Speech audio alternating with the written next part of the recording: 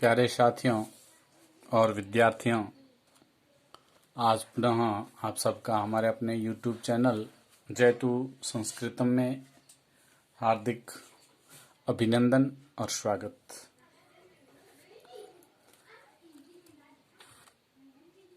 वर्तमान समय में है वो संपूर्ण विश्व इस कोरोना महामारी को लेकर के जूझ रहा है। इसके मद्देनज़र हमारे माननीय प्रधानमंत्री नरेंद्र जी मोदी का हम सबसे यही आह्वान है कि हम घर पर रहें और सुरक्षित रहें।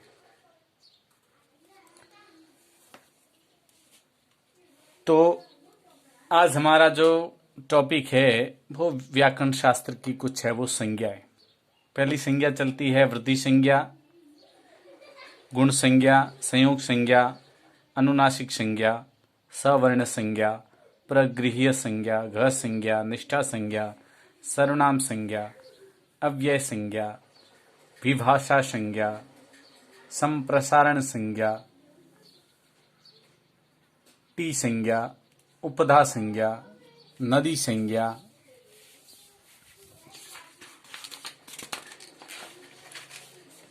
घी संज्ञा, पद संज्ञा, संहिता संज्ञा, सत संज्ञा, प्रत्यय संज्ञा,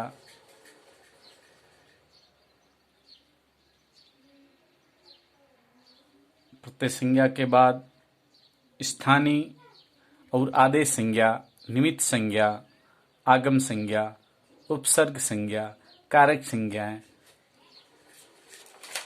और विभक्ति संज्ञा, पुरुष, वचन, लिंग, लकार आदि प्रकार की संज्ञा चलती है। उस संज्ञाओं के तहत सबसे पहला अपना जो टॉपिक है आज उसको पढ़ेंगे वो उपसर्ग संज्ञा। उपसर्गः संस्कृत भाषायां द्वाविंश उपसर्गः सन्ति। तेके इति प्र परा अप सम अनु अव निर निश दुस दुर वि आंग नि अधि अपि अति सु उत अति प्रति परि और उपसंज्ञा। संज्ञा के बाद अगला जो व्याकरण शास्त्र की संज्ञा है वो है कारक संज्ञा। क्रि धातु और मूल प्रत्यय के संयोग से कारक है वो का निर्माण होता है। कारक का मतलब होता है क्रियाम करोति इति कारकम, अर्थात जिनका क्रिया के साथ सीधा संबंध होता है या जो क्रिया की सिद्धि में सहायक होता है उसे कारक कहा जाता है। क्रिया जनकत्वम कारकत्वम, क्रियान्वयित्वम कारकत्वम। जो कारकों की संख्या होती है वो संस्कृत में 6 प्रकार के कारक बताए गए हैं। कर्ता कारक, कर्म कारक, करण कारक, संप्रदान कारक, अपादान कारक और अधिकरण कारक। कारक को लेकर के एक स्लोगन चलता है, कर्ता कर्मम च करणम च संप्रदानम तथैव च अपादानम अधिकरणे इत्याहु कारकाणि शक्त। और संस्कृत भाषा में संबंध और संबोधन को है वो कारक नहीं माना जाता। कारक के बाद है विभक्ति। तो संस्कृत में विभक्तियों की संख्या जो होती है वो 7 होती है। विभक्ति अर्थात जिनके द्वारा कारकों और संख्याओं को विभक्त किया जाता है उसे विभक्ति कहते हैं। 7 विभक्तियां कौन कौन सी? उनमें प्रथमा विभक्ति, द्वितीया, तृतीया, चतुर्थी, पंचमी, षष्ठी और सप्तमी। विभक्ति के बाद अगली जो संज्ञा चलती है वो है पुरुष संज्ञा। संस्कृत में 3 प्रकार के पुरुष माने गए हैं, प्रथम पुरुष, मध्यम पुरुष, उत्तम पुरुष। प्रथम पुरुष जिसे अन्य पुरुष भी कहा जाता है। प्रथम पुरुष के जो कर्ता होते हैं वो होते हैं अस्मद और युष्मद को छोड़ करके जितने भी संज्ञा और सर्वनाम पद है वो सभी प्रथम पुरुष के हैं वो कर्ता माने गए हैं। मध्यम पुरुष, मध्यम पुरुष अर्थात जिसके विषय में कहा जाए, जिनके जो कर्ता होते हैं वो होते हैं युष्मद शब्द की प्रथमा विभक्ति अर्थात त्वम, युवाम और युयम। ये जो 3 प्रकार के जो सर्वनाम पद है ये मध्यम पुरुष के है वो सर्वनाम कर्ता होते हैं। और तीसरा जो पुरुष चलता है उसका नाम है उत्तम पुरुष। उत्तम पुरुष में आपके जो अश्मर शब्द की प्रथमा विभक्ति है, अर्थात अहम, आवाम और वयम, ये उत्तम पुरुष के वचनानुसार सर्वनाम कर्ता होते हैं। अस्मद और युष्मद को छोड़ करके जितने भी हैं वो सर्वनाम पद है वो सभी प्रथम पुरुष के है वो कर्ता होते हैं। कर्ता अर्थात प्रथमा विभक्ति, प्रथमा विभक्ति के सभी पद वचनानुसार है वो कर्ता होते हैं। जैसा कर्ता वैसी क्रिया आती। तो पुनः प्रथम पुरुष है वो जिसके विषय में कहा जाए वो प्रथम पुरुष होता है, जिसको कहा जाए मध्यम पुरुष, और जो स्वयं का कह रहा हो या स्वयं के लिए है वो जिसका प्रयोग होता है वो उत्तम पुरुष के अंदर आते हैं। तो उत्तम पुरुष के अहम, आवाम, वयम ये तीन कर्ता हुए। अहम जैसे मान लो हम पठ धातु का लट लकार लेते हैं तो अहम पठामी, आवाम पठावह, वयम पठाम। इसी तरह से इन्हीं के साथ है वो त्वम पठसी, युवाम पठथः, यूयम पठथः, सह पठती या रामः पठती, रामौ पठतः, रामः पठन्ति, लता पठती, लते पठतः और लता पठन्ति। पुरुष के बाद अगली संज्ञा है वो है वचन। वचन का अर्थ होता है संख्या। वचन अर्थात संख्या। संस्कृत में जो वचन है, वचनों की संख्या 3 बताई गई है, एक वचन, द्विवचन और बहुवचन। एक वचन का मतलब होता है जिससे है वो एक वस्तु या व्यक्ति का बोध होता है, वो एक वचन कहलाता है। जैसे एक बालकः, एका लता, इस प्रकार से। द्विवचन का मतलब होता है जिससे दो व्यक्तियों या वस्तुओं का बोध हो, वो द्विवचन कहलाता है। जैसे द्वौ बालकौ, द्वे लते, द्वौ हरि, द्वौ गुरु, द्वौ विद्यालयौ, द्वे पुस्तके इत्यादि।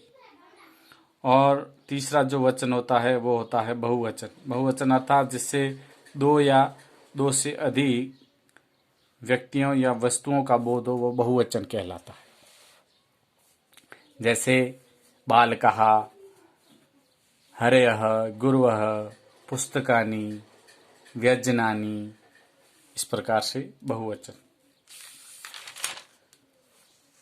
इसके बाद जो अगली संज्ञा चलती है वो है लिंग।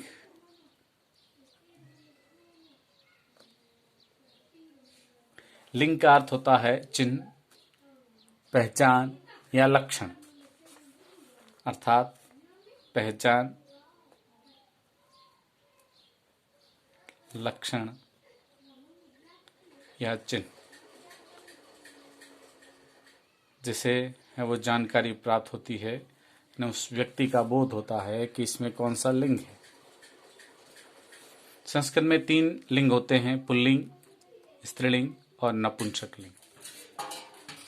पुल्लिंग अर्थात जिसे पुरुष जाति का बोध हो, और इसके अलावा भी जैसे सभी पर्वत अरावली को छोड़ करके जितने भी आलय है, घ्या प्रत्यांत सभी पद है, वो है पुल्लिंग के अंदर आते। स्त्रीलिंग अर्थात जिससे है वो स्त्री जाति का बोध हो, अर्थात जिसमें है वो सभी प्रकार की देवियाँ, देवता जितने भी है वो पुल्लिंग के अंदर आते हैं। देवियाँ जितनी भी है वो सब स्त्रीलिंग।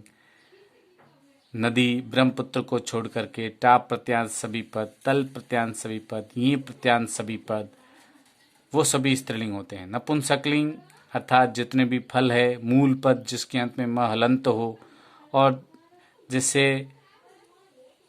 है वो न पुरुष जाति का बोध हो न स्त्री जाति का बोध हो, वो भी नपुंसकलिंग कहलाता है। और संस्कृत भाषा की दृष्टि से देखें तो वे सभी मूल पद जिसके अंत में म हलंत आता हो, जितने सभी प्रकार के वाहन हैं, सभी प्रकार के नगर है, स्थान विशेष है, वो सभी नपुंसकलिंग के अंदर आते हैं।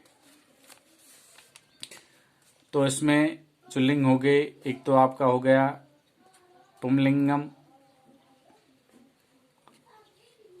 दूसरा लिंग हो गया आपके स्त्रीलिंगम, और तीसरा जो लिंग हो गया वो हो गया नपुंसक लिंग।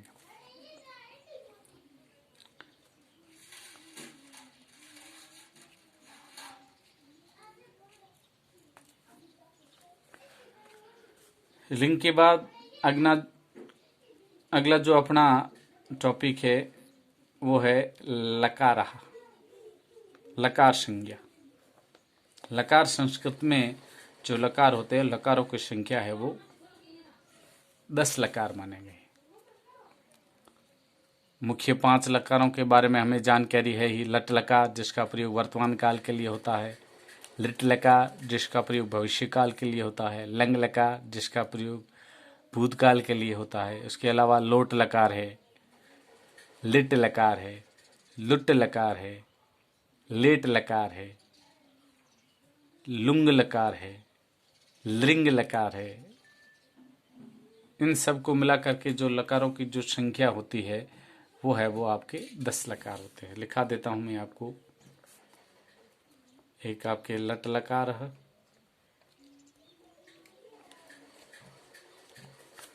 यानी प्रेजेंट टेंस जिसे कहते हैं इंग्लिश में, हिंदी में कहे तो वर्तमान काल।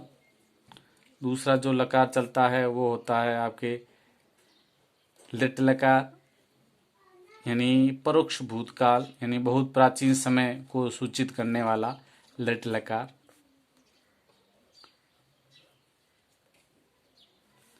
बहुत प्राचीन समय।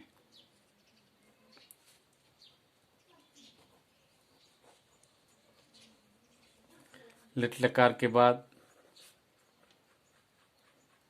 लुट लकार।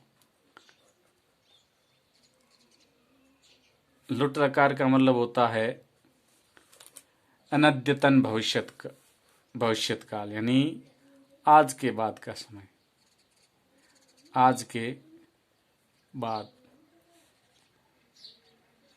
का भविष्य काल।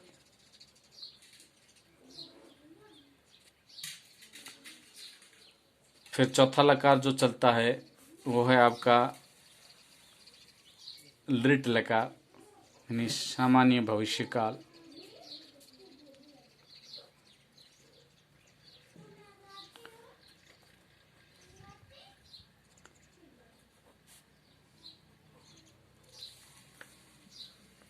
लिट लकार के बाद अगला है लेट लकार। लेट लकार यानी वेदों में होता था, लौकिक संस्कृत में इसका बहुत ही कम प्रयोग होता है वो वैदिक संस्कृत में इसका ज़्यादा प्रयोग देखा गया, यानी संशयार्थ में। वेदों में ज़्यादा इसका प्रयोग होता था। फिर छठा जो लकार है वो है आपके लोट लकार। लोट लकार अर्थात प्रेरणा या आज्ञा अर्थ में इसका है वो प्रयोग होता है। आज्ञार्थ काल भी जिसे है वो कहा जाता है, लोट लकार आज्ञा अर्थ में। लोट लकार के बाद सातवां जो लकार है वो है आपके लंग लकार। लंग लकार अर्थात भूतकाल, पास्ट टेंस जिसे इंग्लिश में कहते हैं, भूतकाल।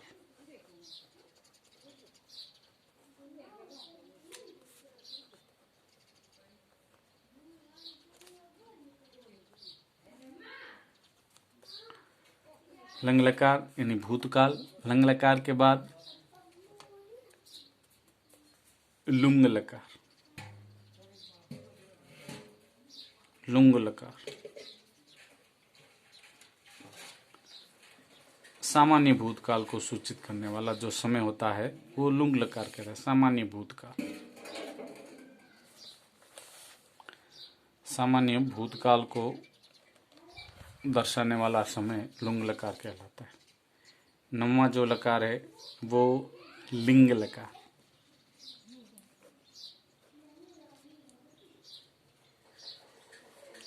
लिंग लकार के दो भेद हैं, एक तो है विधिलिंग और दूसरा जो इसका भेद है वो है आशीर्लिंग।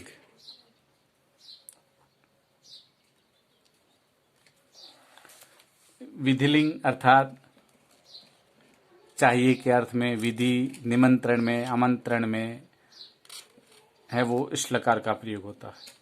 फिर आशीर्लिंग, आशीर्लिंग यानी आशीर्वाद अर्थ में। फिर अंतिम जो उसका लकार है वो है लिंग लकार। लिंग लकार है। लिंग लकार का मतलब होता है हेतु हेतु मदभाव भूत, अर्थात जहां एक क्रिया के कारण है वो दूसरी क्रिया होती हो। जहां